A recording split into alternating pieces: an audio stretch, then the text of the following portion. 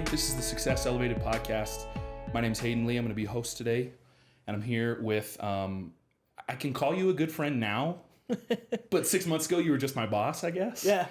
But you're a really good friend of mine, Michael Johnson. Thanks for coming on the show. Yeah, Hayden, it's great to be here and be on the podcast. I've been excited to have a chat. Good. Everything I've listened to so far has been great, and I'm super excited just to see where it takes us today. Sweet. There's a lot that I think we could talk about, and I think your story is unique and really cool, and I think marketing, which is what we do, seemingly 24/7, but really, what our day jobs are, marketing. We could spend a lot of podcasts talking about marketing. Sure. But I think I really want to talk about like your story, how you came into marketing, what helped you start like Perfect Point, and eventually what turned into Get Found First. Yeah. And what kind of led you down that path, because you're from the same hometown as I am, here in Blackfoot, Idaho. Town of 10,000. Yeah, it's a very small hometown. Yeah. I don't even really live in city. I grew up outside city limits. I lived even more out in the sticks. I think you kind of grew up out in the sticks a little bit too. A little bit. Lived out in the Rose area. Yeah. So you grew up pretty blue collar. So to start a white collar company in marketing, you tell I'm wearing a shirt and tie today. I did not want to start a white collar company. Yeah, it's a leap. I think it's a stretch. Ag is a huge part of Southeast Idaho, and so like it'd been one thing if you'd have started farming or doing something like that with your dad, but you did something completely different. So talk a little bit about that. Yeah, so I did grow up on a farm ranch in Blackfoot. My dad raised beef cattle. Always had cows on the farm. And then, we were really big into 4-H. So we raised market animals every year. Starting when I was 8 years old, I had a steer that I raised from a calf and fed him out. And that's really like my first lesson in business, right? So you'd get a calf and you'd feed it out, right? We'd have to, get it vaccinated and, take care of it. Yep. Walk it so that when you went to the show, it didn't get away. Didn't run away from you. But I remember how much work it was. Like, so all summer, I'd take this steer, we'd walk it, we'd wash it, we'd brush it, and it was like every day. Like, I remember we didn't go on vacations because it was like we had a farm and we had animals to take care of. And when it was summertime, I had an animal to take care of. Yeah. And I remember just how much work that was. And then my dad would sit down with us after we sold our steer. So, like, we take it to the sale. The 4-H kids all sell it at this auction. And I think I was like, got all this money. The steer would sell for like $1,400. And so when you're a kid, you're like, that's a lot of money. That's a ton of money. But then my dad's like, hey, it was $600 for the calf, and you had $500 in feed, and then we had some equipment. So before you know it, it was like $200. Yeah. Your ROI is not great. In profit, but that was my first lesson in a profit and loss statement, was being 8 years old and my dad being like, okay, steer, feed, equipment, profit. And that's, and it was just, my parents really instilled in us this work ethic. And it's I think it's extremely difficult to teach. I have my own kids now, and I think about, what was just ingrained in us growing up on a farm and how much effort every day took, getting up early, feeding animals, coming home from school, feeding animals or taking care of them, or weekends. I remember every spring break, my dad would purposefully find the biggest project on the farm to do. And, instead, while other kids were on vacation or playing video games, we were building fence or building a new, shed for some animal. 100%. You know what I mean? Yep. It was just there were always a job. And then summer was, we worked so hard every summer. You could talk to my brothers and I. It was like, other kids sleep in. No, we were up at 6:30 moving pipe, and then we were out again at 4:30 moving pipe. And I just, honestly, after doing that growing up, I hated it. I hated it. It was, it was always hard work. Yep. It was hot summer days. It was cold winter nights. It was, and anyway, the reason I say that is just that's why I started a marketing company. Yeah. And it was kind of like what happened my senior year is really kind of like the tipping point into like what got me into business. Okay. And so the story is actually pretty funny. It's one of my dad's favorite ones to tell. But I can just picture him telling it too. Yeah. Yeah. One day you might have to have my dad on the podcast. It would be fun. I don't know what he would think. He would probably be like, "This is the dumbest thing." No, dude, I think my dad would be funny. But anyway, my junior year of high school, I got a job working at Kessler's, the local grocery store. Yeah, local supermarket. Yep. I wouldn't even call it a supermarket. It's a market. It's just a market. It's not super. It's Kessler's Market, Yeah, dude. it's very small. No, so yeah. my first job was at Kessler's, and I just, stocked shelves, helped out with what I needed to. But my hours kind of sucked. I worked 3 or 4 hours, a few days a week. Yep. So I'm working part-time, while in school. And then, I was closer to about 25 hours a week during the summer, trying to balance that and then, helping my dad on the farm. But my senior year of high school, I only had one class my last trimester of high school. Sweet. And it was fly fishing with Mr. Chuck Rhea. That's awesome. So, and it was at 9 o'clock in the morning. So you were done there? Yeah, rest of the day. So I'd leave for school at 8:30 or, I guess it was 8 o'clock. I'd be at school, 50-minute class, making a fishing pole, tying flies, and then going fishing. That was literally the class. That's awesome. And then I'd be home by 10. And that third trimester, you have senioritis, I guess. You don't really want to work or do anything. Nope. I'd come home and I'd be like, it's perfect time to flip on Sports Center, have a bowl of cereal, veg a little bit. Yep. Before I went to work at 4 o'clock. Yeah. And that lasted about 3 days in my dad's house. And your dad's like, no. You are not going to sit on my couch, eat my cereal, and not do something else. Yeah. So he's like, either you go to Kessler's and you ask them for more hours. Yep. And try to work more full time, or you're gonna come help me fix fence, work cows, feed whatever it is on the farm. And I was like, no, I'm out. I'm not doing that. So I went to Kessler's. I talked to the manager, McKay, and I was like, McKay, I desperately need more hours. I have to. Oh, and that's awesome. And he's like, sorry, Michael. We just hired. We have, we don't have any room. I can't give you a full-time job, So I was like, man, what do I do?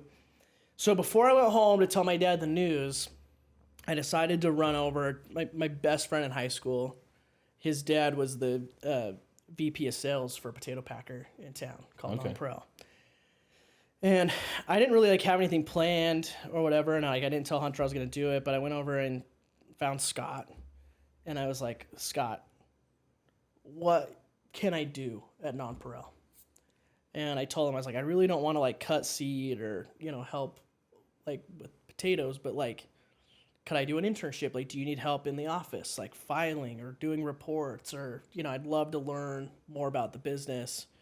And Scott just looked at me and he was like, yeah, Michael, that would be awesome. He was like, I'd love to hire you. Why don't you just could you start tomorrow? And he gave me, it was $5 an hour more than I was making at Kessler's. And it was 8 to 5. That's awesome. It was in an air-conditioned office. And a lot of what I experienced in that office, some of those things are actually in our new office. So they had the office manager, Kent Nelson, would make breakfast for the office some mornings. That's sweet. And I could put in an order. Yeah. And so it's when I got there, every breakfast, there's tons of, there's anything you could want for food. There was a fully stocked kitchen, and not just like soda. It was everything. Everything. Yeah. That's awesome. And so I drank 6 cans of Mountain Dew a day. And which is a senior in high school. Dude. Yeah, That's man. amazing. It was unbelievable. It's this is the best job ever. So anyway, what ended up happening is, Scott offered me this job, and I went home, and I don't know what my dad expected, but I was like, Dad, I have some news. You got a big job in the office, yeah. So I got a job at Non-Pro, working in the office in a cubicle with all the Mountain Dew I can drink, and it's $5 an hour more than I'm making right now. And so, sorry, can't help you move pipe, work cows. And I think he was excited and happy for me, but at the same time, it was like, oh, I'm out of farm. I'm out a worker. Yeah, that's tough. That's really where I started to kind of learn business. Yeah, totally. It got me really interested in it. In fact, I think up until my senior year of high school, I thought I'd like be a lawyer or go into like, maybe get a degree in like political science because it was what I was interested in. But like once I was at non-pro and I saw the amount of money that was coming in and out of that place, and I saw how it was being run, and I saw the type of lifestyles some of the executives lived, I was just like, and the big thing is I got to ride on the private jet. Oh my gosh. And so when you're a poor thing. Idaho farm boy who like we didn't really even go on vacation, and if we did, it certainly wasn't on an airplane. Yeah. When you get to leave the Blackfoot airport in a private jet at 17 years old and fly somewhere for a trip or lunch, it totally opened up my mind to like, oh, this is what I want to do. But like this is like people do this. Yeah, it's doable. It's and it's like this guy that I grew up with, his son is like my best friend. All of a sudden, it like kind of humanized it. Totally. Right, and it totally elevated my vision, and it was like, okay, like if I want to, do more, do something that interests me, like I'm in control of that, and that's really the lesson my dad taught me. At that young age is you are in control of your destiny. The only person who puts a ceiling on you is you. And when you break it down to like the core of who I am or what motivates me, it's this desire, this, just real unquenchable want to reach my potential. And the more you think about that and you push yourself, the more you can realize that like really the world is yours. It's just up to you to do something about it. Totally. And that's really what that experience taught me, is like, if I wanted that better job, then I went and got it. Go get it. Go get it. Me and Jake, Jake Dye was on last week's podcast, and right.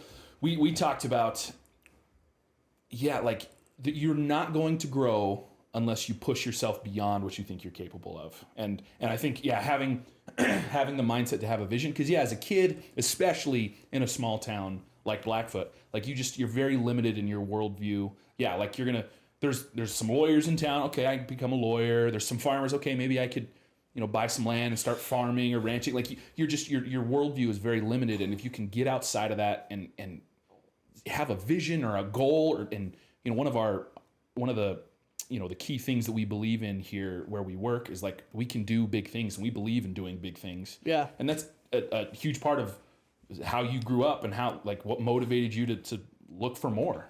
Yeah, and like I saw like this awesome example my parents had set. My mom got her master's degree when I was in 6th grade. Yeah. She got her PhD the same year I graduated high school. That's awesome. So I watched my mom, even like beyond the normal like learning years, continuing to like grow and push herself for like improving her employment and improving her abilities as a human being, and never quite being satisfied with the status quo. Yeah. And I watched my dad like aggressively grow our farm as I got older, and make it successful. And even in that limited kind of like worldview, right?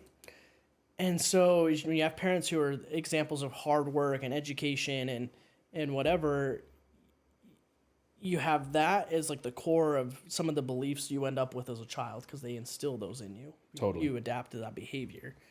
But at the same time, I see these other people who I associate with, like I said, like my best friend's dad, who's like, drove a Porsche 911 and had got to use the private jet, and he helped me with,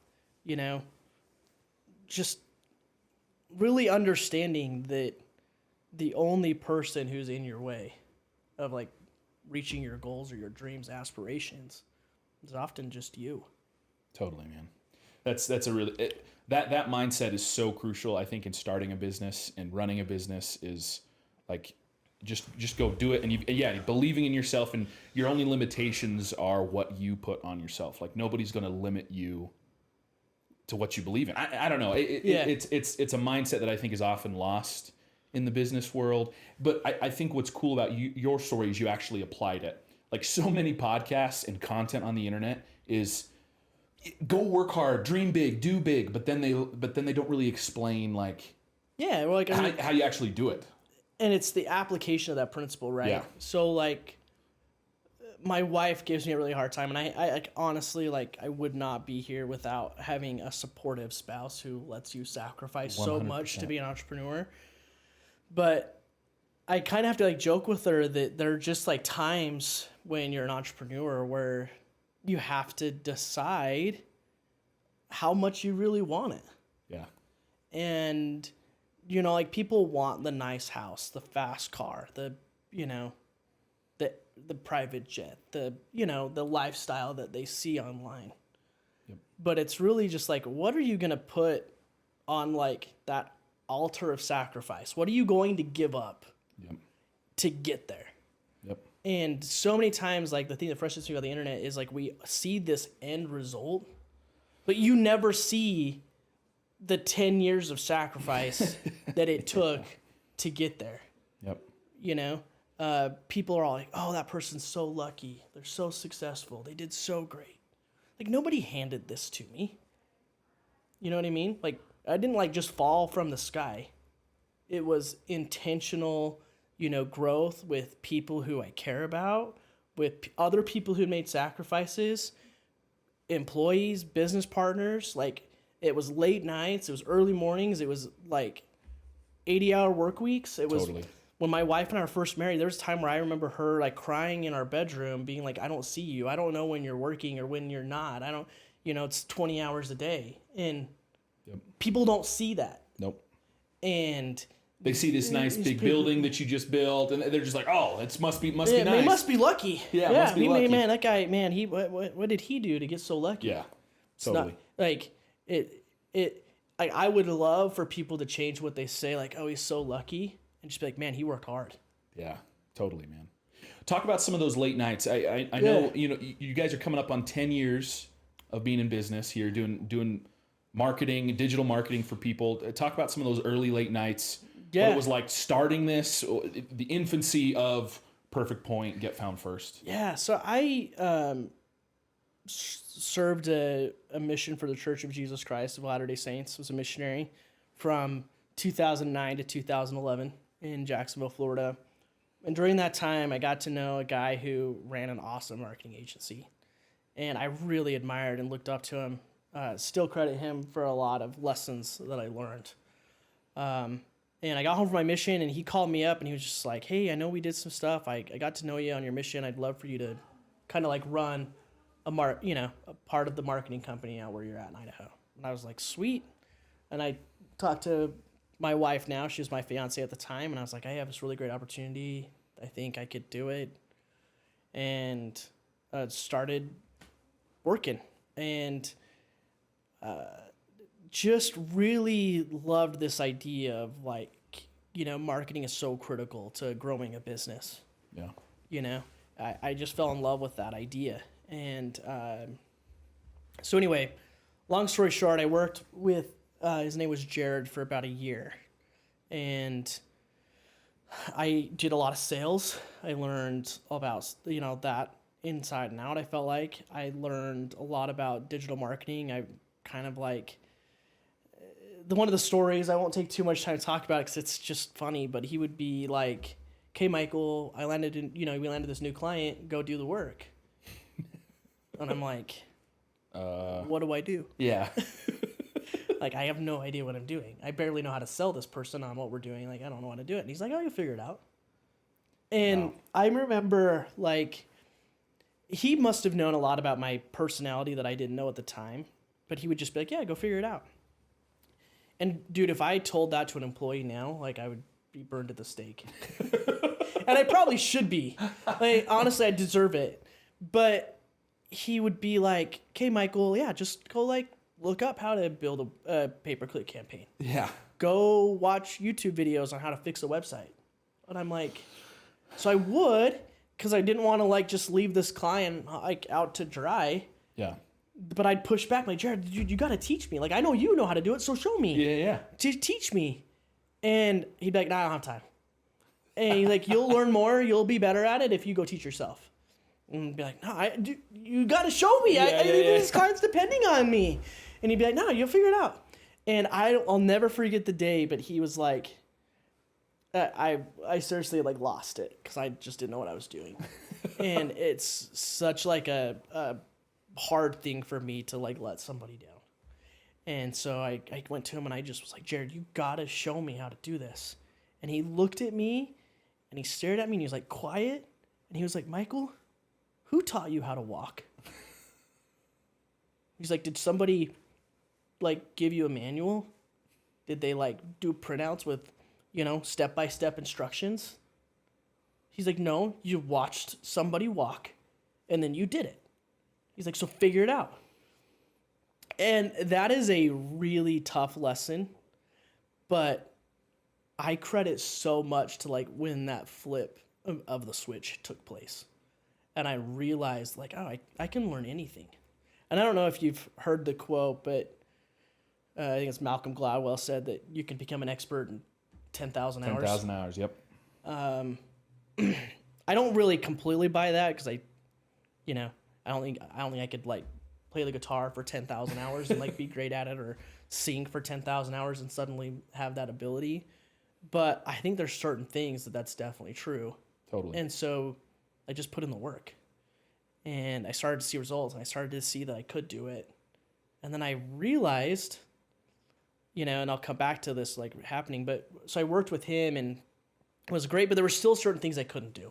Like I did not know computer programming. I didn't know how to build a website. I didn't know web development. And I didn't know, really technical search engine optimization or things like that. And we landed a really big client. And I was like super overworked. They were paying us a ton of money, a ton of pressure. I was 21 years old. Yeah. Yeah, that's what I have to remind people of. Like I was 21. Yeah. Going to school, newly married, and had this client that I needed to deliver for. And I was helping out with a community project, and I was sitting at a table, and I was sitting next to Katie, and I didn't know her at the time, but she could just see how stressed out I was. And so the meeting got over, and like I didn't even pay attention. Like I'm pretty sure I was falling asleep. And I walked out in the parking lot. She chased me down, and she was like, "Michael, I'm Katie. It's nice to meet you." At the time she was like the editor of the newspaper. Right. And she was like, "I think you should hire me." And I was like, okay, let me go talk to Jared. And so I hired her, and it was great, and she helped relieve a lot of that pressure. But at the end of the day, we still weren't really delivering for this client. And like, I don't care how much money a client's worth. No client pays you enough to compensate for the lack of sleep and stress when you're not doing a good job. 100%. Doesn't matter. Yeah. If you can't sleep at night and you can't feel good about the work you're doing, doesn't matter how much money somebody pays you. No. And so Katie came to me and she's like, Michael, I can't sell this. I don't want to talk to anybody I know about it. I feel really kind of sleazy. And I was like, hey, that's a problem. And I really didn't know what to do. And I remember going to bed that night thinking about it. And I called her and I said, hey, why don't you come to my little apartment in Idaho Falls? I have an idea. And she's like, okay.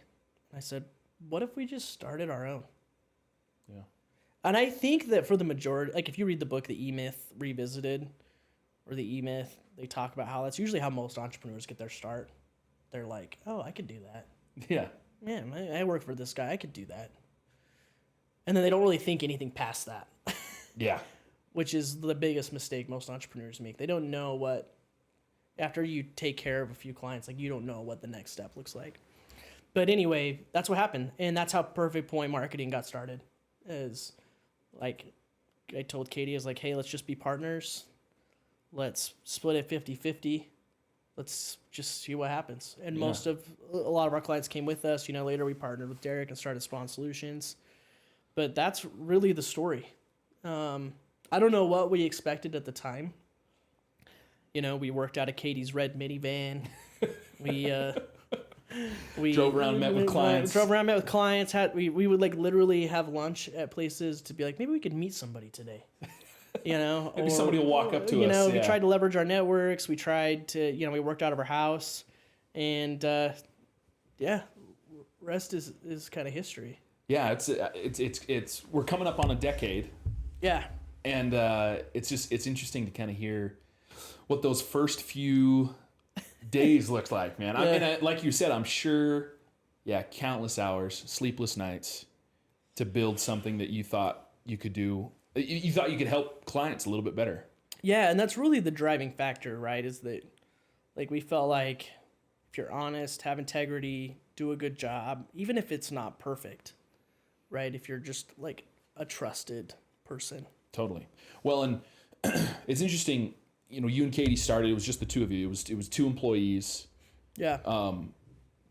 Trying to help market, you know, clients' businesses. And now you fast forward to between, you know, Get Found First and Spot On Solutions, there's now, you know, nearly 50 employees. Right. How does one, I mean, that seems like such a huge leap. And obviously, like you said, there's 10 years of sleepless nights and hard work there. But how does someone, if someone were to come to you and say, how do I scale my business? Like I'm a plumber, I'm a restoration guy, and I've been doing this for a couple years now, and I've got a few employees, but like, how do I make the leaps and bounds like you guys have done? Yeah. So I'll have to be honest, like being a founder entrepreneur is like extremely lonely. Yeah. Like and what I mean by that is like, I don't know how people start businesses and like make them successful without partners. Yeah. I feel like you have to have that. Like this business would not be what it is without a lot of like hard work and sacrifice from people other than myself. Totally. And so, like I said, being a founder and entrepreneur is extremely lonely. Your amount of peers as the business gets more and more successful gets smaller and smaller.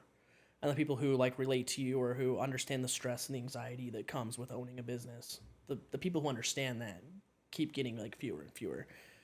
But a couple keys to the success. So the first thing that always rang in my mind was some advice, again, from my dad. He just be like, Michael, sales solves all your problems. And to an extent, that's honestly like the truth. Yeah. And I feel like of all of my skills, like I feel like I have a lot of technical experience, and I think I, could look at any size company and be able to figure out digitally how to improve something. But like, I can sell. Yeah, totally. And that's probably one of my greatest talents. And so I would tell any entrepreneur, like, you're a salesman first. Totally. You cannot grow a business without being a salesman.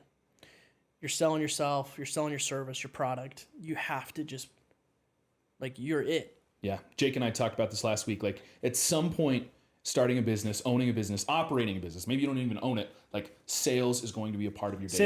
If you want to grow, it's sales. No, sales is the recipe. Yeah. Like, so sales enables you to hire employees, and not just any employee, good employees. Yep. Right? So Perfect Point Marketing, Get Found First would not be where it is without somebody like a Michael Tamanaga, who is dynamic and a great employee, and somebody who, you can build with the company. So founders, partners are really important, but you got to get sales so that you can get fantastic people to help. Yeah. Right? And you couldn't hire just anybody off the street and expect them to do the things that, our great employees have done. So, that's like the first thing that you have to do. You got to get clients. You got to get ramped. And the one mistake you can never make is you can never run out of cash. So sales is really it. Yep. It's kind of like playing a video game, and if you run out of cash, it's game over. It's done. Like you. Yeah, totally. You go one payroll not paying your people, or you default on your lease payment. Yep. Like, you're done. It's done. It's and, over. And the way you don't do that is through selling your service. Sales. Yeah. I mean, sales. I mean, that's the lesson of entrepreneurship is you've got to just, and then that's where like that's where most entrepreneurs start, right? Is with sales, but then they stop. Well, right? Because they start there and then they fail there. If you read that book, The E-Myth Revisited, this is what happens, right? You grow the business to a point where you're like replacing the income, right? And you're probably making more money than you were working for the guy who taught you how to do it, right? Or where you had your experience. But what happens when you hire that first employee, right? You want to, as an entrepreneur, your goal is not to work your guts out in the business every single day for the rest of your life, right? You want to be an owner operator. Yep. So you hire this first employee and they take on some responsibility, but guess what? Nobody cares about your business as much as you do. Yeah. So they're not as good at, the service or the product that you are, right? So the quality declines. Well, the quality declines, your sales kind of decline, right? So now you don't have enough money to pay yourself what you were and pay this employee. So then you're back in the business and you just kind of end up with this cycle. So what you have to do is you can never be satisfied. Yeah. Because you're never going to grow without those sales. So that's something that my wife gives me a lot of grief over. And I'll tell you what I do. So inevitably with a business that grows like this, there are just times you get a little bored. Totally. Because it's the same stuff every day, And I mean that there's unique days, but you're doing a lot of the same things. And so sometimes what I have to do is this is dumb. It gives me a lot of grief over it. But I'll put myself on the hook for a massive purchase. And then you force yourself to have to go make some sales. Yeah. I see why your wife gives you grief about that. I've done it multiple times. And it can be a small thing. It's I want a country club membership. Okay, well, I'm gonna go pay for it. Yeah, you gotta go pay for it. I want this new car. Okay, great. I'm gonna go sign on it. Not being able to completely afford it. Yeah. Because guess what? Tomorrow, I'm gonna go sell. Yeah. I wanna buy a new bow. Okay, I'm gonna go sign on it. That's awesome. So and she's like, well, Michael, what happens if you don't? I'm like, that's not in my vocabulary. Yeah. It will happen. I have to. Yeah. Because I just paid for it. and it really comes back to awesome. One of the best lessons I tell this to a lot of people.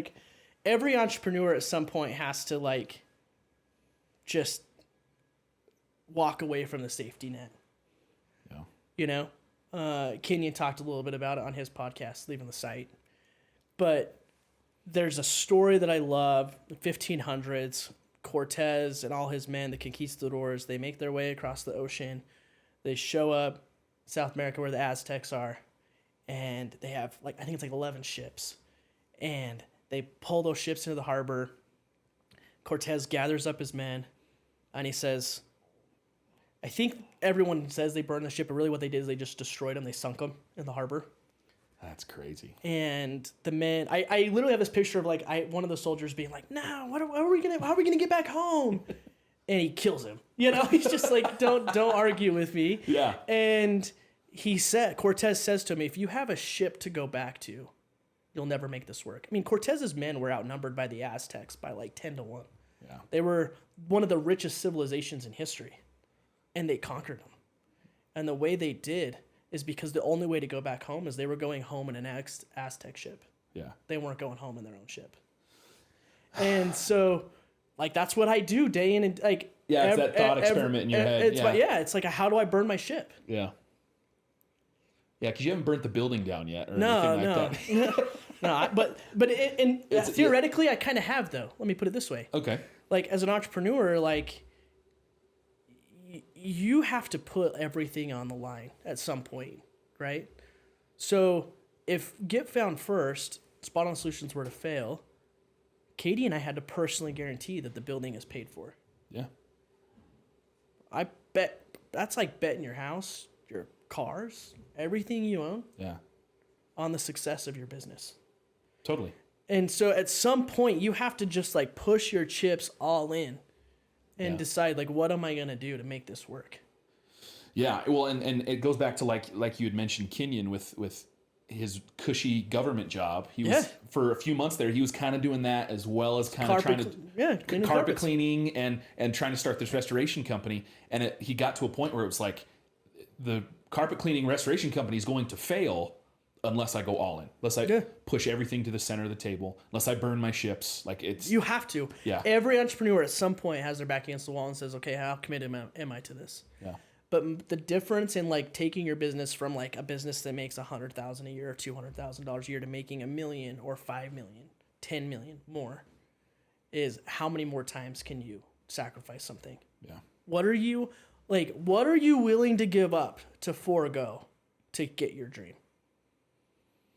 That's great, man. Yeah, I love doing these thought experiments in my head because it challenges me to think of what am I willing to give up? But at the end of the day, I always come back to like, what do I have to lose? Like, let's go. Dude, I was a 21-year-old kid going to school, newly married. What did I have to lose? Yeah. Starting a marketing company. Let's do it. Let's go for it. We lived off my Pell Grant. Yeah. But you know what? In 3 months, I was making $8,000 a month. Yeah. Working for Jared. It was good money. Dude, more money than I had ever made. Yep. And, And then you burnt your ships. And then I burnt my ship. Yeah, dude. That's super, super cool. The mindset to start a business and then to take it to the next level. You've just got to be willing to be all in. And like honestly, like what my wife I think has learned is that when I make a big purchase, she's kind of like, okay, he's got something up his sleeve. Yep. He's got some idea, and maybe I don't know, but like by now she knows that something big's happening. Yeah. You're building a new building. You're hiring more employees. You're looking to land a big contract, whatever it might be. It's a missed out thing on business. And I think a lot of people, and the E-Myth, you mentioned it a couple times. Jake mentioned it last week as well, talking about the E-Myth, that there's dreamers, there's managers, and there's technicians. And I think you get a lot of people that are really good technicians that know. He used the example of baking a pie. Like someone's really good at making a pie, but they don't know how to then take that to the next level and then sell those pies. And sales is such a huge part of business owning that you just have to be willing to do to grow it and take it to the next level. And I think a lot of people get into their comfort zone of, well, I make $50,000 a year doing this. I'll just continue to sell a few pies here and there, and then I'll be good. See, and that's really where like I have a fundamental problem with that person. Right? Why do you not want to grow it? Well, and it's not just that. Like, if you break down like the core of like who I am and like what motivates me, it is to reach my potential. Like, I didn't start this business to make 50 grand a year. Yeah, I could have done that doing anything else. Yep. I started this business to provide a lifestyle for my family with more flexibility. I did it to, of course, make money. I did it to provide for my community and elevate what's around me. But at the same time, if you really break it down, it's to reach my potential and to help other people do the same thing. And so my problem with that person is you are just like damning your potential. Yeah. Right? You are completely just like stagnant. You are fine with the status quo. Yeah. And like that will never be me. Totally.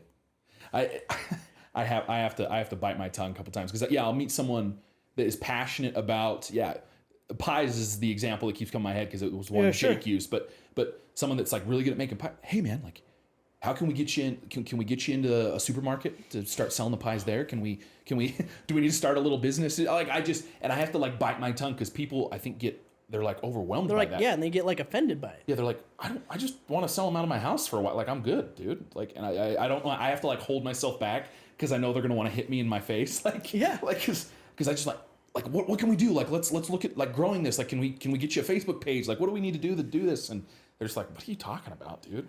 Yeah, and I just don't understand those people. Like I'm a person of faith, and it's hard to like not talk about this when I talk about like who I am. So it's a core part of what's made me who I am. But at the core of what I believe is that God did not put us on this earth to like just be okay. Yeah. Be To okay be with the average, status quo. To yeah. be average. Yeah. Like God, put us on the earth to help us to become the best of what we could be. Yeah. And just like a parent for a child would want nothing, like my dad didn't want me to just be like him. He wanted me to reach my potential and to like stand on his shoulders. And that's how I feel like God feels about us too. Yeah. Is just like, I, like of all of the things my parents taught me, right? It was that you're in control of your destiny. And there's a reason like my brothers are successful entrepreneurs too. Yeah. It's because of that fundamental belief that you can do more, be more. Yeah, and it's so sad to me when you see people who, like in today's digital world, like you could learn anything, be anything. It's at your fingertips. yeah, it's all YouTube is a powerful tool. Yeah, and it takes 10,000 hours to be an expert. Yeah. So now's the time to start your first hour. It's you've heard the tree growing analogy, right? That the best time to plant a tree was yesterday. Well, the best time to plant a tree was 10 years ago, and the second best time is today. Yeah, right. So like go out and do it. Yeah. Go out and reach your potential. And the only people that set what your potential is yourself. Absolutely. So like that can consistently it's change. So it can sad change. to me that people, put ceilings on their potential. Yeah. Like I want to make X amount of dollars and that's it. And then I'll be good. And it's like, no. No. Yeah. And it's not just about money. Yeah. Totally. Like I look at who I am and like what I've become. And if you're intentional about your belief system, about your identity, about what you want to be, about what success looks like to you, like I try to think about success in more than just like my business and how much money I make, right? It's about, okay, how am I doing as a father, as a husband? How am I doing, with other responsibilities that I have? Maybe it's church related. But I sit there and I have to set goals and I can't get them all done. But if I pick one or two things that I know, if I focus on that, like my week is a success.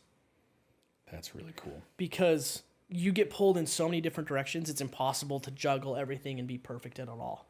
But I try to prioritize my time by saying, okay, what things can I do to make the biggest impact the fastest?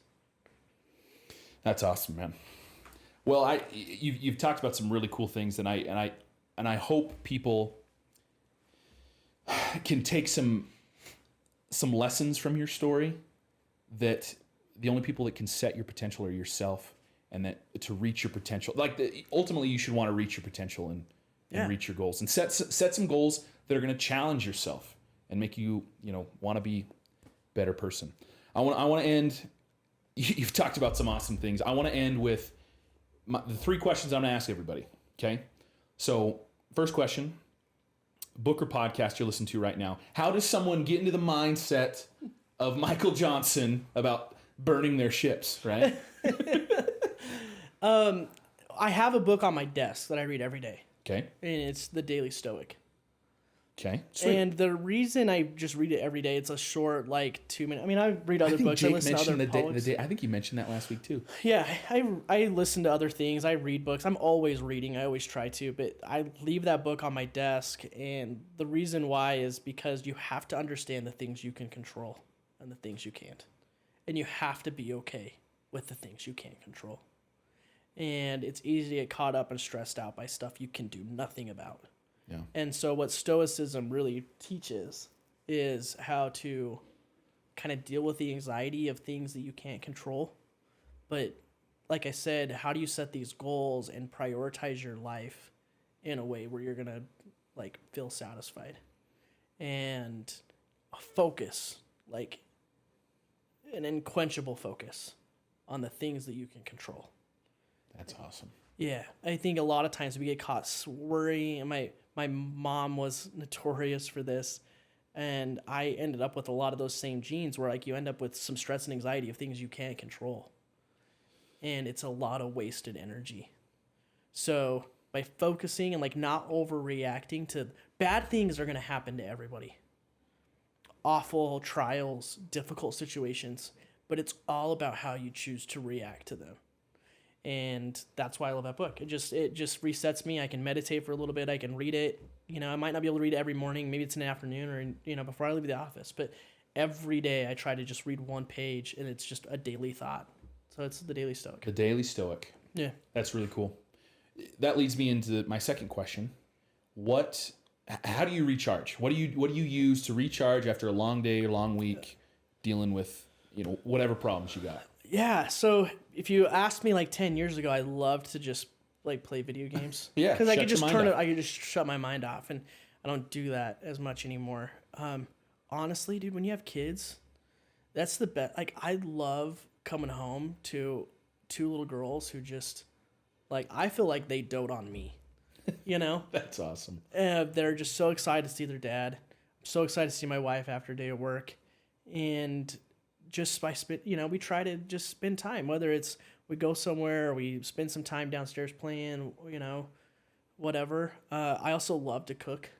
So, you know, sometimes it's just nice to like come home from work and just cook a meal and focus on the family. Like, that's how I recharge, especially in the winter when there's nothing you can do outside. In the summer, you know, we love to spend time on our boat. We love to golf. Yeah. With how busy things are, I found just how critically important it is for like my mindset to just have some of that time, to spend some time with my buddies on the golf course, or to take my family out on the boat and just disconnect, you know. In the winter, I find myself like just, you know, going home and spend time with the family, but, you know, finding some ways to do that, you know, are really, really important. Well, and it's important. It's crucial. We've talked about like go all the time, and I think, and that's great, and you have to do that to reach your potential. But I think that you'll burn out. You'll burn out. You'll burn out. Your most important resource is yourself. You've got to set aside some time exactly to recharge, and I think family's a big one for me. Yeah, and it like just spending some time in the evening with my wife, and cooking a meal, hanging out with my dog, whatever. But just taking that time to just fully try and reset and recharge is huge. 100%. Last question. If you could rewind a decade, I can't believe it's been a decade. It's crazy. I know, dude. Tell me about it. Been married 10 years. Yeah. Business started 10 years ago. It's crazy. If you could rewind a decade and talk to 10 years younger Michael Johnson, what would be one thing that you would tell him? I know there's probably a million things you would tell him. Invest in Apple, buy Google stock, but what else? What's the one thing that you would tell him about owning a business or whatever it might be? Yeah. Well, you're right. There's a lot. And you told me you were going to ask me this question when we started, and I kind of was just like, man, where do I even begin? Yeah. I think that the main thing is I've just realized over the last 10 years how important it is to surround yourself with good people. People who encourage you. Like, there's a lot of people who are like haters out there, you know, that want to see you fail. Or like they get satisfaction over, like, it bugs me. But like, dude, I've got friends and family that, like, I'm like, I don't really want your comments on like what I buy. Just root for me. Yeah. Just root for me. Yeah. And that's exactly what they do. And they're encouraging, they're supportive. My friends, people by choosing who you spend your time with, like, I don't know if you've heard the phrase, but you'll only be as rich as like your 5 richest friends. Yeah. You know? Totally. That's a bad example just for, like I said, it's not all about money, but having people who are just so supportive. Yeah. Because it's important, like you said, to like kind of recharge and have that in, you know, to do mentally. But at the same time, for me, the biggest thing is having just people who want to see you succeed, who like are giving you that good energy, who are excited for you, root for you. And the more people, like, don't waste time. Don't try to like satisfy people who aren't going to care about you, who don't care about your business. Just spend your time with the people, you know, the employees, the people, the family, the friends who want to see you succeed, and they're going to succeed with you. That's awesome, man. I want to close by giving you some. I'm going to give you some props here. And that's the main reason I wanted to start the podcast was, yeah, like I mentioned earlier, I feel like there's a lot of content on the internet that is rah, go get it, but they don't show how. And I think what I want to do is have guests on here that not only talk the talk, but walk the walk. And I think you do an awesome job of you, like you said, you surround yourself with good people, but you are that way too. You're a good person that I think wants to motivate others to achieve their goals. We've had conversations about stuff like that. And I think that's, being surrounded by people like that is huge. And I want to give you some props for not only talking the talk, but walking the walk. Oh, thanks, man. And yeah, like I said, I think I gravitate to people who too want to reach their potential. Yeah. And that's really what it's all about. 100%, man. Thanks for coming on the podcast. Yeah, dude, it was awesome. Thank you. Can't wait to do it again. Yeah, we'll have you on again and talk more about maybe we'll talk more about burning some more ships or something. So see what or some more stories about growing up on a farm. Yeah, I think that'd be cool too. Lots of them. Thanks, man. Yeah, we'll talk to you later. This has been Success Elevated, making you a little bit better one show at a time. Thanks for joining us. Subscribe on any major podcast platform, or check out our website at successonpoint.com.